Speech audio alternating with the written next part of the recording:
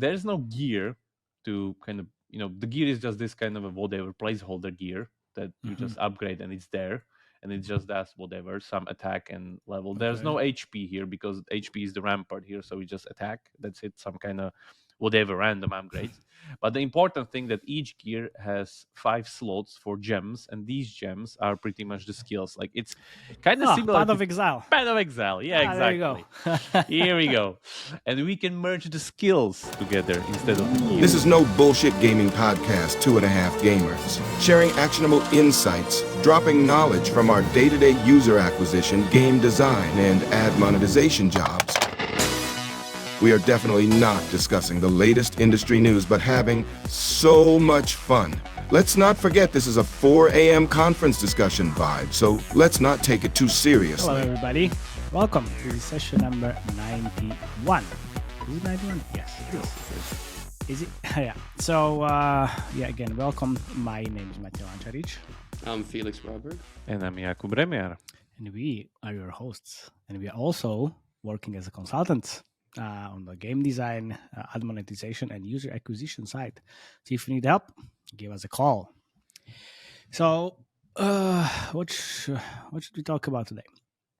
Christmas, maybe. I guess you enjoyed Christmas already because this one is going to be live after Christmas. So now watch the video for my Christmas tree as usual every year. Yes. So now everybody from the UA side is sitting next to his or her computer and working on the campaigns, me included. Hopefully, I won't be sick. Let's see. So yeah, let's talk about this interesting game. Jakub claims he's found the next Legend of Slime. I think he could be. I found next Rush Royale. Next Rush Royale, I guess. Whoa. Yeah, let's see how it works. So I was actually doing some research, and the company is based in China or Hong Kong or something. I don't know. I was trying to see where, but they're definitely big in Asia. Anyway, so the game is called Doodle Magic Wizard versus Slime, and oof, and you can see this is quite interesting. Yeah, and how did you find this game, Jakub? Because our nice friends from Sensor Tower gave us the access, and I set up some alerts and filters there. So now games gonna be fine themselves. Amazing. And what was the alert that triggered this? The alert is that the game is rising like crazy because it's already doing 112k a day in IPs only on mobile. Which most probably is way more. Which is way more, and it's just 1 month after, let's say, global launch. Okay. Whatever. Yeah. So you can say, because I was looking into this honestly and try to find some soft launch data. Didn't find anything. No. The only discrepancy I found is that initially the game appeared on the store October 26th this year, and then it started scaling up at November 13, which is the same date as release of the iOS version. So before it was just Android and then this one. And that's it. Okay. So it's pretty fast. 13, Really no soft launch, I would say. I guess those few days were just some technical stuff on Android, and then there it goes. So currently up to date, it has already 1 million downloads and 3.2 million revenue in IPs only. As I said, charting something like 112k a day in IPs. Yeah, I will talk about the geo split as well, because that's important and interesting as well. Yeah. As usual, if you see the game and you see these graphics and you remember what we were talking about, this is an Asian game. So naturally, if we look at the top countries that the downloads are coming from and ARPDAU is coming from, it's Taiwan, South Korea, Hong Kong, and only afterwards is US. Yep. Yeah, so that's there. That's the Rush Royale analogy. I will get into it later. So shall we start with the rundown of this game? Okay. Please go. So it's an iteration of our favorite roguelite genre, which is the RPGs that are played where you're banging your head against the wall and you're still getting resources, which is the very nice. Play the game. Yeah. Let's play the game. By the way, the whole graphics is the usual Korean stuff where it looks like drawn in paint. But we've seen this kind of graphics within Korean games. It actually works there locally. The revenue speaks volumes for itself, but yeah, it looks like that. As I said, it's an evolution of tower defense, because here there's no road or kind of a path that the monsters are following. It's just like this kind of a blank space that they are coming from, and there's no lives. It's actually HP at the bottom, on a thing that's called rampart within the game, which is just like a giant wall of health that these guys are just eating out. It's literally kind of crumbles there. It can be healed up, which is again a nice iteration. There are skills, and even I have some skills in my gear to heal it up, and like you can even get like heal kind of skill to just kind of, oh, here we go. And yeah, that's it. And then afterwards, it's your typical, roguelike RPG, kind of closer to Survivor IO Archero, where you're progressively getting stronger and stronger as you kill monsters and you get XP. They are coming into waves. This is 4th wave out of 20. There's a timer, but this is not the other way around. Quite Just wait a second. Like, okay. this thing will work just in a second. What's gonna work? Yeah, when I'm gonna Upgrade the laser. Upgrade the laser. Yeah, exactly, because laser is the most OP thing. What I'm always doing is just waiting for logs. That's what I'm doubling down on. Logs is the most shittiest skill in the game. Are you joking? Literally, like it's just focus laser and frost nova, nothing else. Yeah, I'm gonna get killed. Why are you even arguing with this guy? Yeah, I don't know. Yeah, so the game can be speed up. Like this is probably the only input that I can do during gameplay, like actual gameplay, or I can just get more skills, and that's pretty much it. So it's nicely done in a way that it's completely automated. You don't really do anything here, or at least yet, because there's still features to be unlocked for me even after a week of playing. So yeah, here you see like this is the HP thing. I'm gonna pick it up now. There we go. And yeah, it took me quite some time to understand how the skill system works, because it's a little bit different than your usual roguelike RPG. It's actually close to Hades, which has like a similar kind of pick one of the 3 skills, where skills get qualitative upgrades, not just the usual quantitative, like just higher stats. Because for instance here, the focus laser that we're using, it's actually getting not only just like these damage nodes, like more damage, but at some point we picked up the node where it triggers an explosion on the target that it hits, which does area damage. So yeah, the skills actually are scaled a little bit differently, and you need to follow very different kind of a setup of how to pick those. Because for instance, from the beginning I was picking all of the different skills. Yeah, now it did. Yeah. And didn't do anything. I told you suck. But yeah, you for instance, this one works only if you pick 2 skills and you level those 2. You cannot level more than 2 skills, because you spread your power too thin, and the skills get progressively stronger upgrades to higher you level them up. The other interesting thing is that you upgrade the skills themselves within the gameplay. So if we go here, for instance, to our focus laser, and next upgrade, I'm really looking to this, we get a refraction upgrade, which means it's probably gonna get reflected from the side after it hits something to something else, which is gonna be like a very interesting thing. And you see how many levels, like literally until level 25, you upgrade just the skills.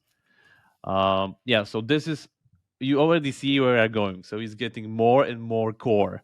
It's not your usual Survivor IO, like, oh, same build every time, you're gonna upgrade this and that. There's not even no skill evolution within this game. Like within the gameplay, I don't evolve skills because if I pick this and this is gonna evolve in this. No, they don't have this mechanic. They have it completely different. What's the meta then? Like the meta is you're upgrading these skills. They require soft currency and the shards of the specific skills. Then they require to be first researched or unlocked. There's this very interesting currency called scrolls, which is literally locked behind ads. And there's no way to get it. No way. Zero. Only ads. It's only ads. Like at some point there's this like scroll here, like get one for ads. That's it. Like I don't think so we can even find it in the shop. It's like nowhere. Yes. Nowhere. Yeah, it's not there. No. Nowhere.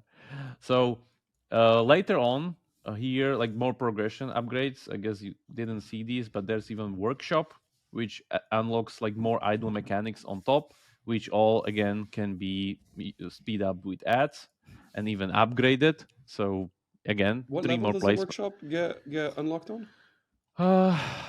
Something like stage 8 or 9. I think. Which stage are you? On 5. 5. Okay, like I'm on 11. So there's there. But yeah, this is like one part of the progression, and then the other part is of course the character, and this is pretty good because this is heavily streamlined on the other hand, but more customizable on the other on the first hand. So the thing is that there's no gear to kind of the gear is just this kind of a whatever placeholder gear that you just upgrade and it's there, and it just does whatever, some attack and level. There's no HP here because HP is the rampart here, so we just attack. That's it, some kind of whatever random upgrades. But the important thing that each gear has 5 slots for gems, and these gems are pretty much the skills. Like it's kind of similar Path to of Exile. Path of Exile. Yeah, exactly. There you go. Here we go. And we can merge the skills together instead of the gear. Ooh. So it's actually, even though it's a little bit streamlined, it's actually pretty good that probably with gear it would be too much. So they get rid of the gear, it's just stats holders, and now they have gems, and these gems really change the thing. Because if you look here, those abilities are literally like life-changing. Like for instance, Rampart, like the main base restores 2% HP with every wave complete, which is with 20 waves, that's like pretty nice. And like some of these other skills, for instance, I have an epic one here. Duration of debuffs inflicted on monsters plus 20%.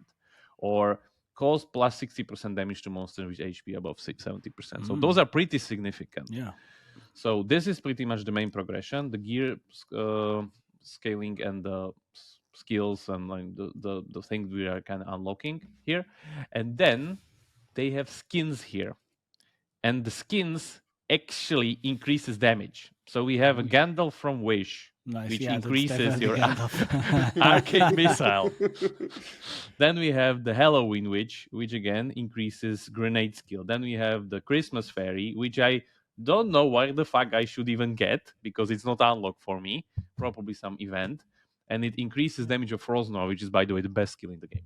There you go. Do you think that's enough to keep the day 30 like numbers high? Or man, like there's the so retention many numbers? features we haven't even seen.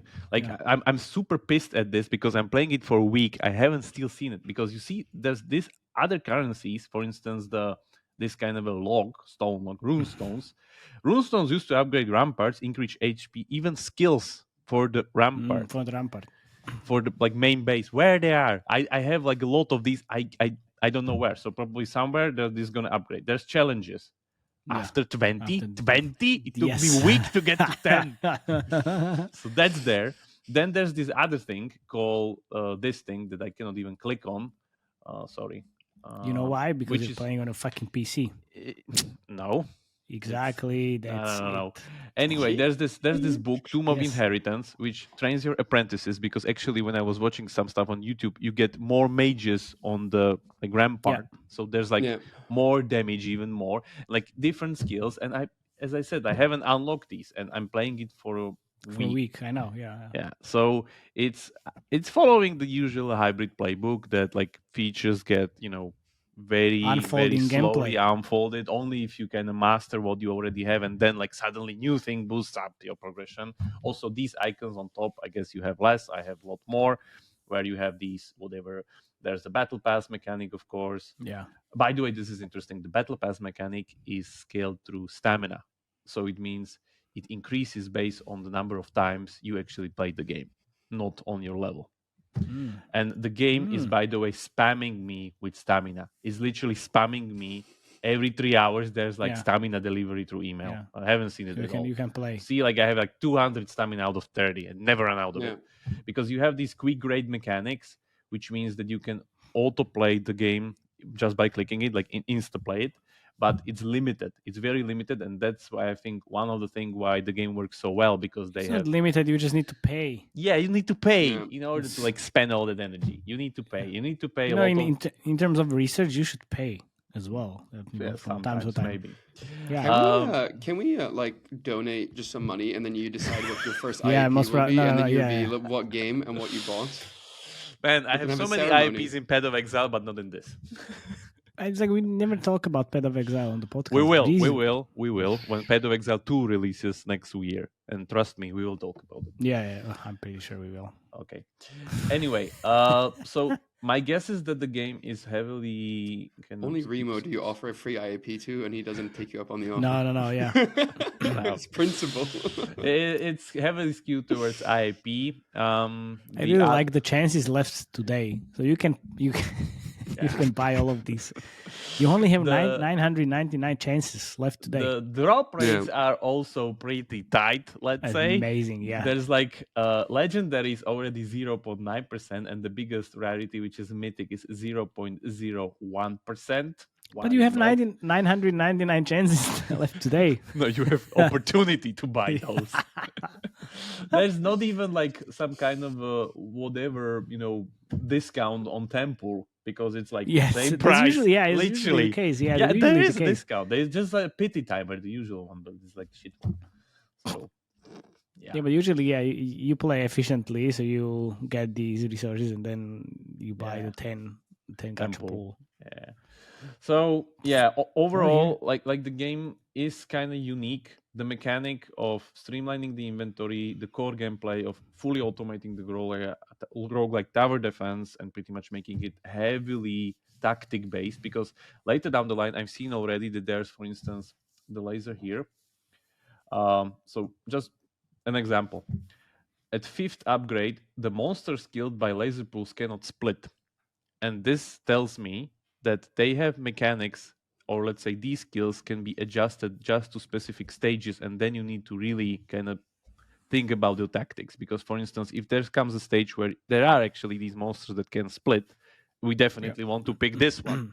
So the meta game, I think, is kind of strong already in a way that it's very, very deep and core-ish. So I mean, we'll see, right? I mean, it's been out for 2 months, so we don't really know where it's going to end, right? Not even full 2 months. Not even full. Yeah, so and it's 1 month still and 10 growing. days. Yeah, it's still growing into a rising trajectory, and looks very interesting. The last thing that I want to say is that what we've seen before, I think we'll repeat here also, which is the thing with random dice. For those of you who don't know random dice, Google it. It's this kind of a very good tower defense game from South Korea. 111% Studio, or I'm 111. 111. Okay, I'm probably butchering their name. It was very innovative at the time, and it did great in Korea. Suddenly, another game came out sometimes later after it called Rush Royale, which we already know from my games. It's the same fucking thing. Which is the same fucking game, but different graphics, because there's not, your Korean, memes and stuff there. It's the streamlined Supercell kind of a very polished, candy-like UI, blah, blah, blah. So my guess is that this is gonna get copied quite because quickly. of this podcast. This is gonna get copied very heavily. Teams are already starting their pre-productions on this. Yeah, thank you very much. In half a year, we'll see a Western clone that's gonna be charting like crazy. That's my guess. Why are you attending Games from Barcelona 2024? Share insights and knowledge. Have all gaming experts in one place. Networking. Great lectures. Meet new people to learn more about the industry. Games Forum is one of the best places to get mobile marketing insight. See all the conferences and panels. Staying up to date with the market. I'm gonna meet their amazing people, the experts in their field. Insights and networking. Register now and join 500 UA, product and admon managers at Games from Barcelona, February 7th and 8th. Okay, so here you go, Felix. Ad monetization. Let me grab the mic here because there's so much low-hanging fruit on this. Like, in terms of ad monetization, they've done a good base, right? But there is so much more low-hanging fruit, and you can also tell. Play Jakub at least a little bit. Yeah, you can also tell that basically, I don't really think they know what they're doing on the mediation side at all. But that means there's quite a low-hanging fruit. So right now, the game, when you start playing it, and since it's so slow progression, exactly what Remo said, for all sense and purposes, there's about 6 ad placements. So there's the shop for the common chest, sparkling chest in the shop, and coins after 500 free coins. Yeah, and there's research scrolls. Yeah, research scrolls for an ad. Then during the gameplay, you have the stage weapon refresh, which is capped at once per stage. And then also after the level defeat or level win, you can double rewards, but that's capped at 3 a day. Yeah, and there's then 3 after more level, from the workshop that I just yeah, showed from the you. workshop that comes at level 10, right? But that takes a week. So for all sense and purposes, like usually like when you're starting with the retention curves, for all sense and purposes for that, basically there's maximum 9 rewarded ad placements that you can watch. So the big thing here to know is that the ad revenue number is not going to be big right now because it's so small still. Like the user base is, it says on Sensor Tower, is about 60,000. So I doubled that to 120,000. So the active user base is still very small, which means that the ad revenue is tiny. I think they're probably getting anywhere between 6 to 8 rewarded ads per day. So that's about 5K per day with these small numbers. But that's something that will scale immensely once they start getting to more scale, right? Because the key components to having ad revenue is you need to have like a lot of people wanting to watch a lot of ads, but also you need a lot of people to watch them because otherwise the amount of impressions is super low. So right now it's just a few percent of the revenue in total compared to IAPs, but that's going to rise as it goes up in user base. But like there's so much low hanging fruit both on the mediation side and on the placement side. So if we start on the mediation side, I opened the AdApps.txt file and they only have 3 ad networks. It's Google, Meta, and AppLovin. That's it. That's all they have in their AdApps.txt file. So it's just like, guys, what are you doing? Yeah, if you're making 5K a day, you need more than 3 networks. You definitely need to add Unity in there.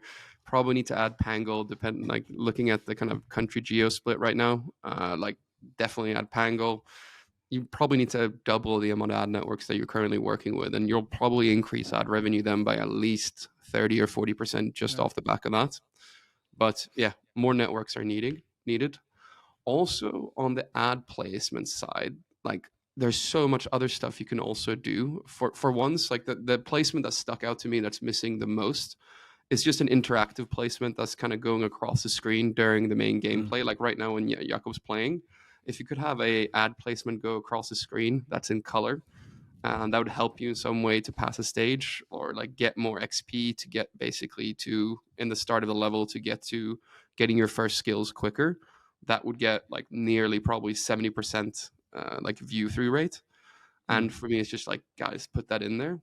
Also, like, I don't know for the fact that like, why do they cap the amounts of refreshes that you can get on changing like the rewards that you're getting? Like, Remo, do you have any idea about that? Because for me, that just seems very dumb. You mean the skills? Yeah, exactly, the skills. Like you can watch 1 per game. Like right now, if you watch the ad and then after that, like it's gone. So you can only do 1 refresh. Like I think they should just keep it. Because they probably want to kind of not diminish the strategic element or make it more kind of impactful regarding the strategy. So you cannot really, refresh all the time. Yeah, that's my guess. Yeah. Because imagine that you would always kind of get the thing that you wanted and you don't need to adjust what you get, the cards. Yeah. So then it would be much easier. So it's directly connected to the difficulty. So that's my guess that's why they're limiting it. I would still say put at least 3 of those because that probably will increase impressions per DAU and bring it up to at least 12 or even 13, I'd say. Don't listen to Felix. Yeah. Like how much money, like additional money they could get from like these 2 additional refreshes? I mean, if you think about like what Jakub said, like if it's connected to difficulty and it changes then like the gameplay, right? I mean, I think that point is valid, but also a bit could cannibalize the besides the point, right? Because you could just segment it, right? So if users haven't made an IAP, I'm assuming this game probably gets most IAPs before day 3. And how do you think like they're gonna segment it when they have free ad networks in the mediation? Most probably they won't do any segmentation. What do you mean? Like they are not advanced enough to do a lot of segmentation on this. Yeah, that's fair. They have free, like, come on. Yeah. Do you think it's one of these things that the studio, like, they just got really, like, they don't really know what they're doing on some aspects? No, they just kind of like know what they're doing. Sorry. Yeah. But they, like, the game design and, like, the progression design, they definitely know what they're doing. Yeah. So they just don't know what they're doing with ads then? Yeah, probably they just lack expertise with ads. That's the thing. Yeah. And maybe UA a little bit. And keep in mind, Korean games are IAP first usually. Yeah. That's Or what we let's say got wrong. That's what we Asian got IP wrong too. with Legend of Slime. Yes. Yeah, so wrong. Anyway, yeah, that's all I have to say. Like, yeah, until this gets more DAU, we'll keep an eye on it. But yeah, a lot of low hanging fruit. But please, guys, like add more networks. Yeah, but like, just to kind of, don't get me wrong, like I fully agree with the points outside of the core gameplay. Yeah, like yeah, ads there, like even the timers on the upgrade workshop. Come on, like why cannot speed the timers? They're pretty long already. Like So how much money they make on ads a day? 5K a day max, even that. That's very low compared to all the IP. That's to like revenue. 5%, 10%. Yeah, but don't hesitate to contact us and prove us wrong because Yeah. But it's just the fact that like it's based from such a small active user base, right? Like even me doubling the user base to 120,000, which is 2 times more, like which is probably a bit too much, maybe. Like that is still tiny. Like yeah, but like they have Taiwan is the biggest country in terms of IIPs. I think even in terms of the downloads. Yeah, pretty much. Well, almost the same as South Korea. Yeah. And like the revenue is quite high in Taiwan. It's like 40% of all the revenue is coming from Taiwan. 30% South Korea. And then, should we go over? Yeah, we can. Yeah, I can share. I can actually share who's this. Yeah. all famous these days. Who's famous? You're famous. Oh, man, no, most probably no. Jakub, can you just please let me share the screen because it's quite important to actually go over. The creative looks amazing. Yes. Captain Hook Awards? No. It's just like gameplay wise because I really wanted to get to that part of the gameplay that's in the creators, but it's like so far away. Man, it's altered gameplay, I think. I don't think so. Like I think it's like the tornadoes and stuff that they have there. Yeah. Could be. So you see this. Yes, you see. So this is like okay. So they launched this November 13, and then man, it's just growing. It's just growing here. Yeah, it's 130 or 115K. So it's 120. But this is the most important part. You see the revenue per download in US versus Taiwan and South Korea. Yeah, that's the thing. So this is the missed opportunity right there. So I think if we see Rush Royale-ish kind of clone of this, it's gonna be exactly more. But you know what will happen? There will be much lesser difficulty, much faster progression, much more content. On the other hand, because Korean games or let's say Asian games pride on being grindy. And people there like to have grindy games. Yeah, of course. No, but also like this Hong Kong, 60K downloads and almost 40K, 400,000 net revenue. So this is exactly like you said, like an Asian game, basically going really big in Taiwan and South Korea. And I was talking to Inho, our friend from South Korea, and he also said like, look, I don't know these guys, but they are making serious money in South Korea. So I'm pretty sure like what we see here, like 30K per day, it's way more. It's way more. Yeah. And I was asking him if we can share some like different UA kind of out of home type of thing, which is quite common in South Korea. But if I have this information, it can be it will be in our Slack channel, so definitely join the Slack. Anyway, but yeah, so we have 1 million downloads and 3.2 million revenue. So that's, I think, from the numbers we got last time and the time and those, it's maybe like 5 million most probably, and then a little bit additional money on the top from the ads, but it's not quite high. And I'm pretty sure like these like Taiwan and South Korea, like the CPIs are kind of, I would say, high if they don't have the lot of it. I have no idea honestly, because on paper this should be quite cheap because of how the game looks like, because like all these like black and white type of things could be pretty low, but then I'm sure that these guys are running like lots of the purchase campaigns, the value optimized campaigns, only even in Taiwan and South Korea. In Taiwan and South Korea are not very big markets, so could be high, 5, 10, 15. I have no idea.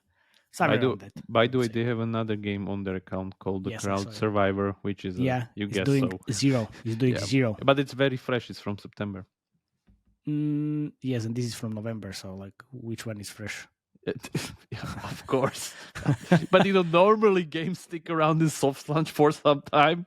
Yeah, but I'm pretty sure like they soft launched this on some other account, because I was looking into this and they have this like Doodle Joy HK kind of company, and that was just started like in July. But they have this more fun type of HK again, which was around since like, or is around since like 2019. So it's the classic multiple company, different kind of thing. Account, yeah. Yes. So we have zero visibility on it. I tried to do like research on LinkedIn, zero people, obviously. I mean, and even if they have, they definitely don't have like European names. So I don't know how to find these guys. They're doing quite well. So okay, and also let's actually take a look at this out the network analysis, because it's different per country. So we have I will go over South Korea, and then we can try the Taiwan, which is here. Okay, so South Korea, they are running, they have this, and they are running a lot of YouTube, Facebook, then Instagram, obviously, and then a little bit of Unity, and then that's it. No TikTok? That's a bit weird. In here, no. The TikTok is only happening in the US. In the US. And I have it here. I have it right here. And they started like in November, and I'm pretty sure like this is not updated, because I was looking into the TikTok creative gallery, and they have loads of different creatives. So you can, for example, this, and you are not hearing anything, right? Yeah, they muted it. Oh, that's yes, amazing. I muted it. Still here. That's great. I muted it before I started. So this is like altered classic. Gameplay. Yes, and classic TikTok creative challenge video. So they had to commit to some spend levels, and then they just used it in the US only, which is interesting. But like this is like the misconception everybody's talking about. Oh, it's only available in US. Well, it's not. It's you can actually use it in US and then like everywhere else, basically worldwide. Which actually brings me to one interesting topic. If you are going to PGC, definitely come and see me and the other guys, because I'm going to be moderating a panel discussion at PGC London in January about TikTok strategies for new title launches, where we are going to explore like how you should launch a new mobile game on TikTok, obviously efficiently. So come and join us. And definitely stay tuned, because next time when we're going to talk about this, I'm going to reveal the panelists. So, by the way, like, is TikTok part of the stack now that you need to launch games with? Like, how 100%. Facebook and Google is like the third one now, TikTok. No, I usually add TikTok already in soft launch just to get more data, and it definitely works well. And also, like, this TikTok creative challenge is important because, well, you need to commit to a certain level of spend, which, I mean, you anyways, you're gonna spend that money in soft launch. Yeah. So it's quite easy to set up, and honestly, it's very good because you can get like 5 new creatives per week. You can get 10, you can get 20. It's like a shit ton of creatives. I'll come listen to the panel, and then Remia won't, and then I'll be the second best UA person. Yes, exactly. Well, you already kind of. No. He actually is kind of like already on the second spot because he asked like a lot of interesting questions during the Game Drive live session. So Jakub, wake the fuck up.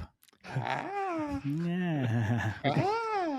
Okay, so let's look at let's look at the Taiwan kind of like split of channels, which we have Uplavin, Google, InMobi, and then we have Mintegral. Obviously, I mean, it makes a lot of sense, and then Unity and YouTube. So they have again different UA channel mix in different countries, and if you look at US, I mean, this ad colon is just most probably just bullshit. Because it's like only 2 days. I'm pretty sure it's maybe just like some DSP. So we have YouTube again, uploving a little bit, which looks like it's kind of dying, and then InMobi here, and in Facebook and TikTok. Yeah, there you go. So I think they lack quite a lot of, let's say, kind of UA expertise on different, like outside of Asia, basically. And also, like, okay, let's look at the creatives, because like that's where I think it's the most, like, which is the most problematic part. And this is very similar to what we discussed. The question is if they Legend even of Slime. want to scale outside of Asia with this core design. But like the US is on number 4, and I'm pretty sure like they're not spending enough money in there. But, okay, honestly, it's almost, I mean, it's Christmas time, so I guess they don't want to push too much. But then, like, they could. Maybe we'll see this scaling quite nicely early January. I mean, it's already scaling quite nicely, so what are we even talking about? But these creatives, oh my fucking god.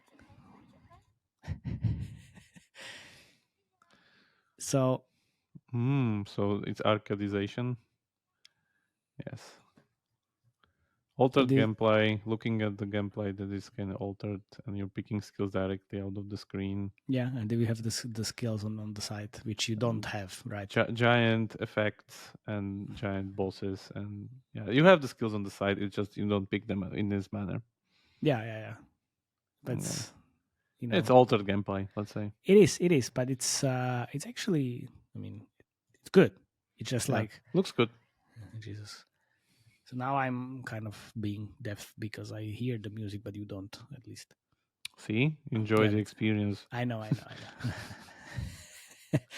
Yeah, but it's like it's basically. So I don't think like they're gonna do like anything different, but at least you have. Lazarus lightning chain invisible. Yeah. Oh, there you go with Korean memes. Yeah, Korean memes, and there's the log.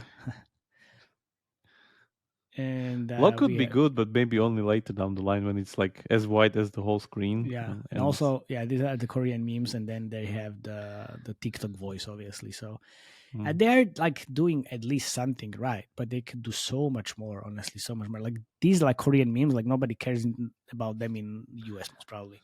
And this is English creative. yeah. So this like, but yeah, it could be. This is amazing. This is exactly what I want to see. This is not even altered gameplay. This is really good. Yeah. That was kind of like a hook in the beginning, which is like Korean memes. Korean memes everywhere. Korean memes all the time, everywhere, basically. But yeah, like this is good, right? So you have these mass battles, basically. But this is actual gameplay. There are these actual, like at some point the whole screen is gonna fill up with monsters. You should do it. You should show it all the time. I mean, this is what definitely is. It's not altered at all, to be honest. Is that Charizard? This is quite interesting, and this is. I have somewhere also the English version, which is right after you play gameplay is 10 minutes, 20 minutes, and then like 30 minutes, and then there you go. So it's an interesting, like the split screen. Yeah, I want to have this tornado thing. I never got to it. Damn it! Because it's most probably stage 20. Yeah, probably. Most probably stage. It looks so cool because all the skills are literally like drawn in paint. No, it's great. I love it. Look. There. I think like, do you think their CPI is just low because they have this doodle art? I think so. Yeah, I think so. That's the case. But then Jesus, this. Okay, this is kind of fakeish. This is altered gameplay. This is definitely fake, but it's too quick. It's too quick. The game is so much slower. No, but at least you have the good music. Oh, really color! I can just imagine you can buy color upgrade because the whole game is grayscale. Yeah, it's black and white, and then you have this like colored log. So yeah, it's actually let's look at the Facebook only in here, because that's always like the most important part of everything. It's always the craziest shit everywhere. And it's usually so we have this Instagram kind of thing. The classic TikTok voice and AI voice and subtitles. That's it. I like the runes on the ramparts. Like, I wonder if you actually get that or if it's just they added it. I guess it's an older build. Man, but do you see this like total different creatives, like English versus South Korean and like Taiwan. Like it's so slow. Look, this is really slow. Yeah, it's very slow. It's very slow, and it should be the same pace. I always like try to have like really, really quick and fast paced creatives because that's what works. They have this interesting static image, which is one elf versus man versus mage, but doesn't really move the needle, I think. But wow, why don't I have this skill? Yeah, because you're only on stage 12. Getsuga Tensho, you know what's that? That's from Bleach. Oof. Okay, there you go. It's so like I guess like Crescent. Yeah, nice. Oh, yeah, it's quite a lot of different creatives. Although all these like different static images which with are Gandalfs from Wish. Yeah, which are more like what I would say is like definitely outside of the original like visual style, which is a shame because I'm pretty sure like this works quite well. The doodle, doodle art style, I mean.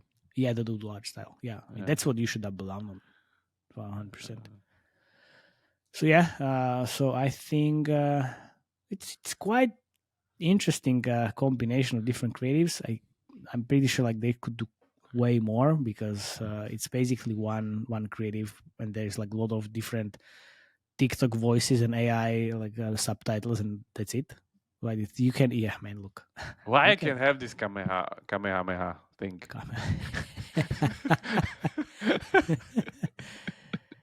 Well, maybe you can. Yeah. Maybe like the skills in Doodle graphics looks amazing. Like it's so fun. It's great, and they looks like they have quite a lot of different grades. Where do you think they're based? Like, do you think they're based in Hong Kong? Most probably, yes. Most probably. You see in this creative, you see like you have the Gandalf from Wish and 2 apprentices there. Yeah, I see. Look how good the logs are, Remo. They're the best skill in the game. Probably on upgrade million plus. Yeah, you have these stock people here. My mom, my dad. Okay, where my mom is obviously younger than me. Yeah, not my mom at all, and my dad definitely not. So it's like these like kind of like my dad, my mom type of noob versus pro things are like so 2018, 17, 16 maybe even. So it doesn't work anymore. That looks like Elon Musk from Wish. I wanted to say Elon Musk from Wish. Yeah. Elon Musk from Wish. But do you see the color? Yeah, so see much the colors. color Yeah, in this. Like looks like a different game. Totally different game. Look at the chest. Totally the chest is 3D on top of it. Yeah, it's like guys, like get rid of this. Get rid of this immediately. Like you have the very good art style. Fuck this. I can just see the message right after the podcast. Hello, Matej. The 3D thing is the best performing creative. Yeah. Most probably yes. Like, hey, that would be great. I already asked like few people like if they know these guys because they just don't exist. They just don't exist. I mean, we just don't know them, I guess. But all in all, quite impressive. But I think we should revisit it in a month or two because I think this is going to be one of those like. Oh, we revisited. It's going to stay on our review radar anyway. Yeah, definitely, it's going to be there. Like, look, but the thing is, like, they can do so much more in like the US and outside of Asia. Basically, it's just all about the creative design. But as I understood, when we started working together with the guys from Legend of Slime, like they said like, look, so the creatives that you've done, we couldn't even think about like these concepts because it's just so different. Let's call them like westernized. I was like, okay, fair enough. Maven, man. Maven Matej rating. 7. 7? Yeah, I think so. Solid 7. 5. Maybe 6. Okay, I give him a 5. Okay. You can't get higher than a 5 if they don't have more than 3 networks. Like I would give it 8 because the game design is really good. The only thing I think is like the difficulty is just like so Korean adjusted, so it's kind of unscalable in the West for now. But other than that, like looks amazing. Like the innovation on the whole like roguelike tower defense mashup genre and like their skill system pretty much extension and the inventory streamline is very, very good. They definitely know what they're doing. Oh yeah, cool. 100%. I need to end there, so let's end on that note. Yeah, Merry Christmas. Yeah. See you next time. Thank you very much for listening. Please share and Join the Slack. Tell us that we were wrong. Yes. Tell us off. Give us praise. We don't care. See you around. See you. Bye-bye. Bye-bye.